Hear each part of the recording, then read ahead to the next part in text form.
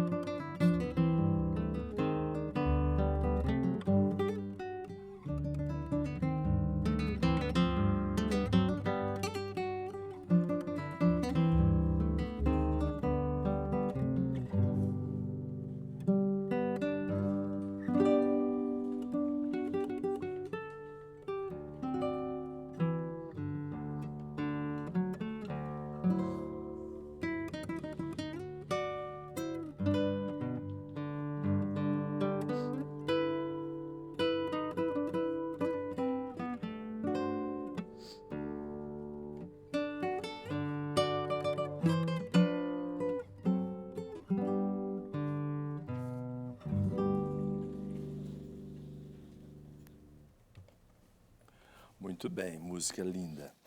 Vamos agora... Hoje eu gostaria de fazer um apanhado geral da encíclica, porque como nós teremos uma pequena interrupção nos próximos fins de semana, próximos 2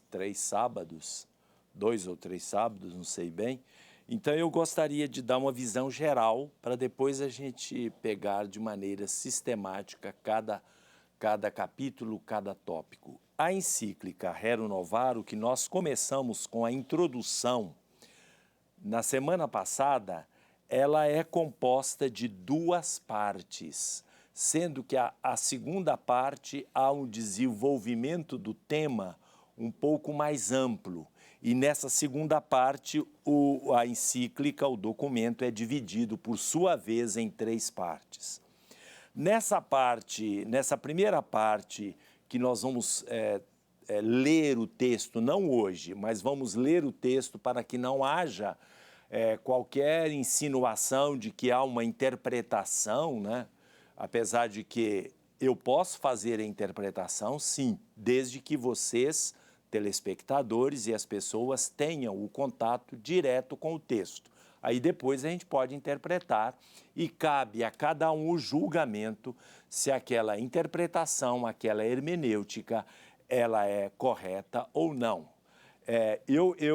Além da televisão, eu já mostrei esse livro mas vocês podem adquirir a encíclica Rerum Novarum, porque ela é muito importante.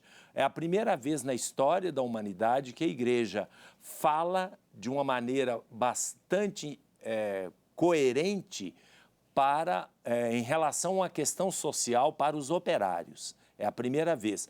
Claro que tem uma doutrina social que vem desde o Evangelho, mas isto é para enfrentar os problemas que se iniciavam. Então, aqui nós temos esse livro que nos ajuda. Então, a primeira parte, o Papa dedica ao socialismo como falso remédio. Obviamente que a gente percebe que a Igreja entrou neste século XIX com esta encíclica exatamente por causa, em primeiro lugar, das condições subhumanas dos trabalhadores, da grave crise da questão social com o início da industrialização. Nós estamos nos referindo à Europa, onde o trabalho não tinha o valor, não tinha valor, e a desvalorização do trabalho trazia como consequências uma série de outros problemas, miséria, a migração do campo para a cidade, o problema dos menores, o problema da criminalidade, coisa que o Brasil, de alguma forma, está vivendo hoje, a Europa viveu no século XIX, com o início da industrialização. E aí, nesse ponto, a Igreja entra, porque, neste momento de caos, o comunismo e o socialismo começa a ameaçar. E aí o Papa Leão XIII, ele tem uma postura, uma posição a respeito da solução que não passe pelo sistema socialista, nós chamamos também de socialismo real, quando se trata do comunismo como ditadura do proletariado. O Papa, então, diz, na primeira parte, o título é Socialismo, Falso Remédio. Depois ele vem falando em vários tópicos. A solução socialista como sendo inaceitável pelos operários. Porque, na verdade, os primeiros prejudicados, na visão de Leão XIII, seriam os próprios trabalhadores, os próprios operários. E o Papa parece que tinha razão, viu? Porque no decorrer da história, nos regimes, eu falo socialismo, não falo socialismo democrático, não, viu? Estou falando do socialismo real, da ditadura de uma classe chamada ditadura do proletariado, onde os trabalhadores ganham menos e aonde tem menos direitos. É só olhar os países e a história desses países. Ou seja, ficou uma casta enriquecendo-se absurdamente, enquanto que o resto ficou em extrema necessidade. Essa é uma análise que eu estou fazendo. Depois nós vamos ver o que o Papa diz em relação à solução socialista como inaceitável pelos operários. No segundo ponto, o Papa defende a propriedade particular como sendo de direito natural, e ele vai explicar o que é isso. No terceiro ponto, ele vai falar do direito de propriedade como fruto do trabalho humano. E nós vamos fazer uma breve interrupção para mostrar uma congregação que surgiu exatamente na época da Rerum Novarum, porque o Papa incentivou agremiações de trabalhadores e toda uma pastoral operária no seio da Igreja. E aí surgiram vários organismos e um destes foi a Congregação dos Missionários Operários, conhecida como Padres do Trabalho. E o padre, quem fundou esta congregação foi o padre Teófilo Rey, na Bélgica. Ele viu de perto aquela realidade que o Papa tinha denunciado da situação dos operários e ele resolveu agir fundando esta congregação. Vamos conhecer o padre José Ferreira, da paróquia Cristo Salvador, em Contagem, um padre operário. Confiramos. Não havia regulamentação nenhuma praticamente para a relação entre patrões e empregados e havia uma exploração absurda, né, de todo tipo que se imaginar né, naquele contexto. E aí, por isso, várias iniciativas começaram a surgir para enfrentar essa situação. Nosso fundador, Padre Teófilo Reim, que era de uma outra congregação, ele era missionário do Sagrado Coração, ele se sensibilizou e ele já estava pensando como fazer um trabalho de aproximação da igreja com os operários que estavam abandonando a igreja naquele contexto. Os primeiros padres do trabalho chegaram no Brasil em novembro de 1963, na região do Vale do Rio Doce, lá em Coronel Fabriciano. E depois a congregação foi para Conselheiro Lafayette, no ano 1967.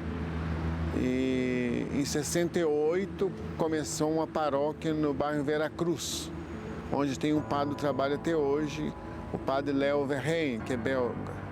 E aqui em Contagem desde 1974. Na época que os primeiros padres chegaram aqui, a nossa preocupação principal era com a educação técnica. Dentro do contexto brasileiro, essa questão aqui era muito complicada, porque a congregação sempre visou ajudar e colaborar com os filhos dos trabalhadores. E como no Brasil o subsídio do governo na época para essas coisas não existiam, as escolas perderam essa finalidade de atender os filhos dos trabalhadores.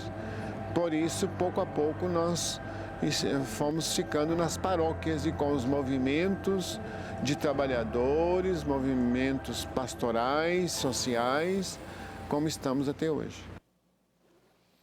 É interessante, né? Porque em alguns lugares os padres do trabalho, e principalmente no começo, eles iam para as fábricas, eles iam para os locais de trabalho e se misturavam com os outros trabalhadores e também incentivavam grupos de discussão, enfim. Depois nós vamos ver, na medida em que eles falarem, derem a conhecer a história. Isso foi muito interessante porque ele disse uma coisa muito importante. Exatamente no século XVIII, principalmente na França, nos países de língua francesa, os operários abandonaram a igreja, abandonaram em massa. Contava-se que uma paróquia operária em Paris, ela perdeu praticamente todos os fiéis, ficou às moscas, porque a igreja estava distante. E foi exatamente esse susto que levou o Papa a fazer essa encíclica para que a igreja se voltasse para uma necessidade real, não ficasse presa ao passado. Voltamos daqui a pouco para o terceiro bloco do Questões de Fé.